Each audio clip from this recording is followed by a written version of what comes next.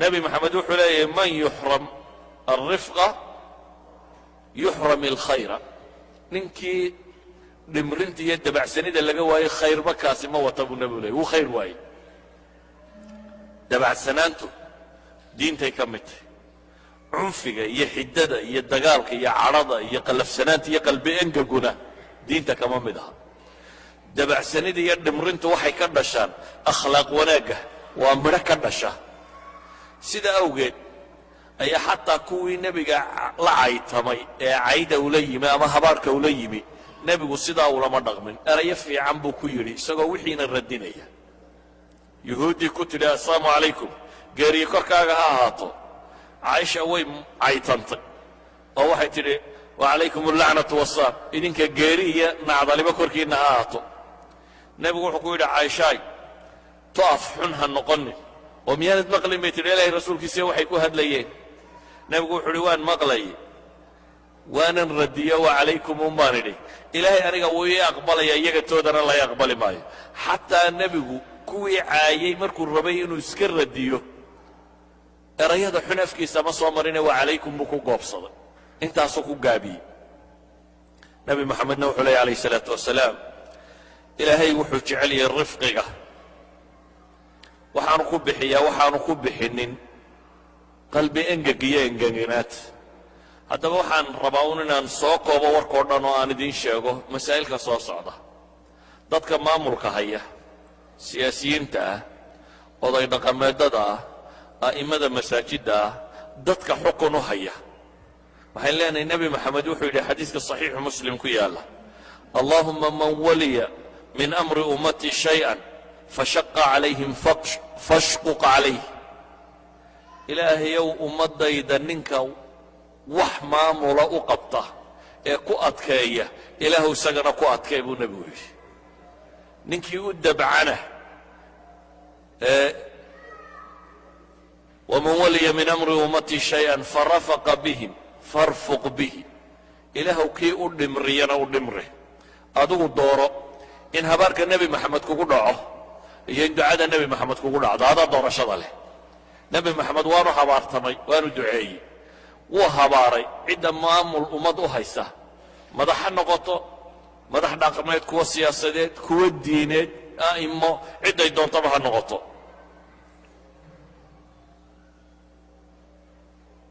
waxaad ku weydo samo iyo dabacsanaanna xoog xoog laguma helo. nebigu wuxuu leeyahy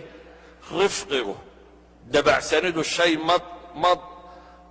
lagula yimaado ilaa iyo zaana wuu qurxiyaa. shayna dabacsanida lagama saaro ilaa iyo shaana wuu ceebeeyaa, wuu xumeeyaa. ciddii dabacsanaan la siiyey dheeftiisaa khayr laga siiyey, ciddii dabacsanida weydayna khayr waa waayey buu nebigu yidhi. xad buu nebigu ka gaadhay dabacsanida. safar iyadoo lagu jiro ayaa nin dhallinyaroo saxaabiyo cod macaana oo awr hoggaaminaya dumar saaran yihiin ayaa awrtu hees ugu dhuftay. nin aad u cod macaanna uu ahaa. xoolaha waxaa la yaqaanaa heesaha loo qaado way bartaan. marka la carraabinayo mid baa loo qaadaa, marka la hoggaaminayo mid baa loo qaadaa, marka la waraabinayo mid baa loo qaadaa. qof cod macaani hadduu gela u heeso isagoo hoggaanka u haya, awrtu way dheeraysaa iyadoo dhegaysanaysa qofka kan. saxaabi la yidhaahda anjasha oo aad u cod macaana ayaa hees ugu dhuftay awrtuu hoggaaminayey. dabeetana awrtii baa dheeraysay oo xoog u dheeraysay. dumarkii dusha ka saarraabaa markaa gelgelmay awrta saarraa. nebigu calayhi salaatu wasalaam wuxuu yidhi irfuq yaa anjasha wayxak bilqawaariir, ruwaydak anjasha sawqaka bilqawaariir. anjashow dumarka dhowr buu nebigu leeyay calayhi salaatu wasalaam, quraaradaha jajabinin, isagoo nebigu u tilmaamaya laa taksir ilqawaariir. yacni nebi maxamed wuxuu gaadhay xad naxariistiisu awrkaa la hoggaaminayo qofka saaran inaan la gelgelin uu rabo ee si fiican loo kaxeeyo.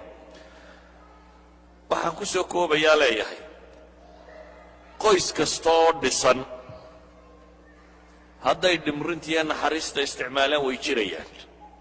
haddii islaantu ay kakanaato qaylo badnaato ama odaygu askari uu noqdo marka uu soo galo awaamir uu bixiyo yararku derbiyada kala galaan oo qofba meel ku dhuunto sidii kornayl guriga soo galay hadday saa noqoto nebigu wuxuu leeyahy idaa araada allahu biahli beytin khayra adkhala calayhim alrifqa baa nebigu yidhi guri haddii ilaahay khayr la doono dabacsaniduu geliyaabaa ayuu nebigu leeyahy calayhi salaatu wasalaam guri haddii khayr lala doono walidalik baa gurigii nebiga nebi magaa wuxuu leeyahay caaisha waan aqaanaa markaad ii cadhaysantay bal hadda u fiirso waa caasho cadhootay oo guriga joogta laakiin maxay samaynaysaa calaamaduu nebigu ku garanaya inay cadhoonaysa ma inay timaa iska riftaaba mise waa inay qaylaysa mise waa inay buuqda maya nebigu wuxuu yidhi markaad cadhaysantay waan gartaa waxay ku tidhi ilaahay rasuulkiisiyo maxaad ku garanaysaa wuxuu nebigu ku yidhi markaad faraxsan tahayna waxaad tidhahdaa laa warabbu muxamed markaad cadhootana waxaad tidhaahdaa laa warabbu ibraahim haddaadanad cadhadu ku haynna arrinku sidaa maaha baad tidhahdaa nebi maxamed rabbigii baan ku dhaartaye laakiin markaad cadhaysantahay waxaad tidhahdaa buu nebigu yidhi arrinku sidaa ma aha nebi ibraahim rabbigii baan ku dhaartaye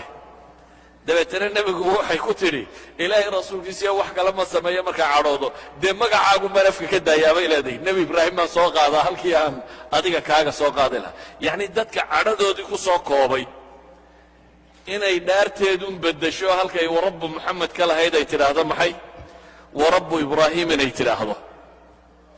waxaan leenahay markaa guri kasta oo ku dhisan caynkan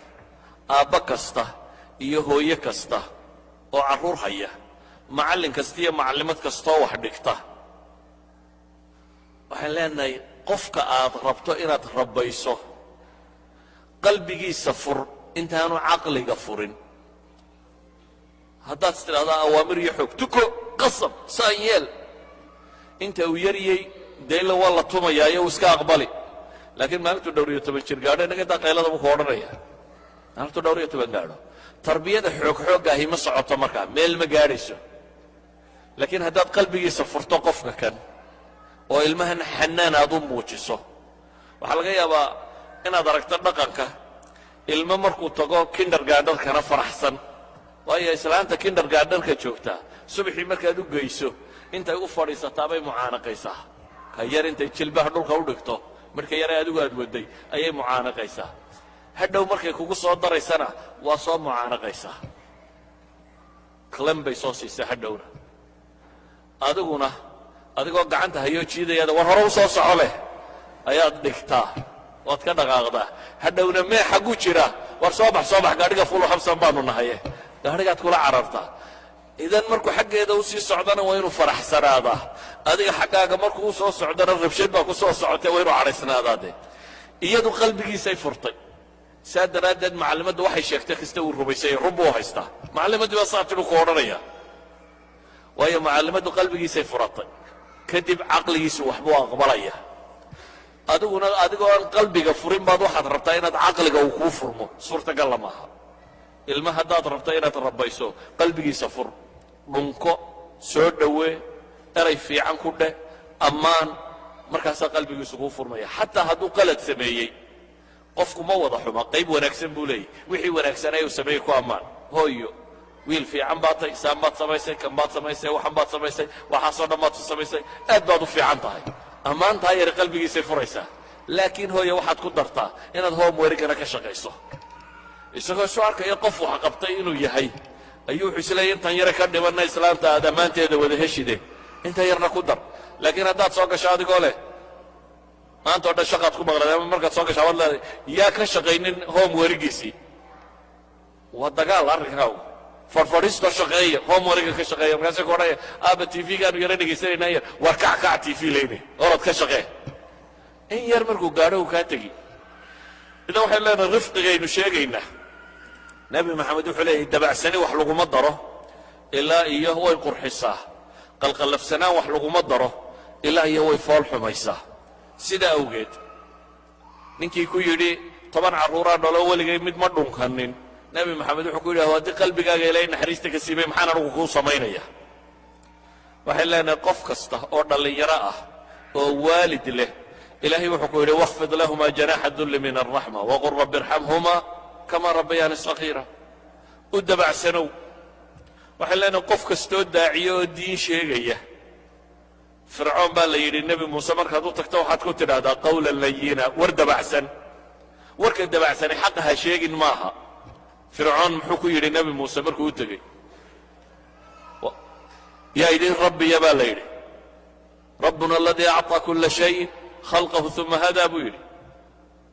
laqad calimta maa anzala haulaai ilaa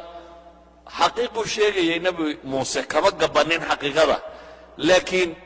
isagoo qowlalada ka xumbaynaya ma sheegin oo dagaalansan ee wuxuu sheegay isagoo raba qofkani inuu xaqa aqbalo idan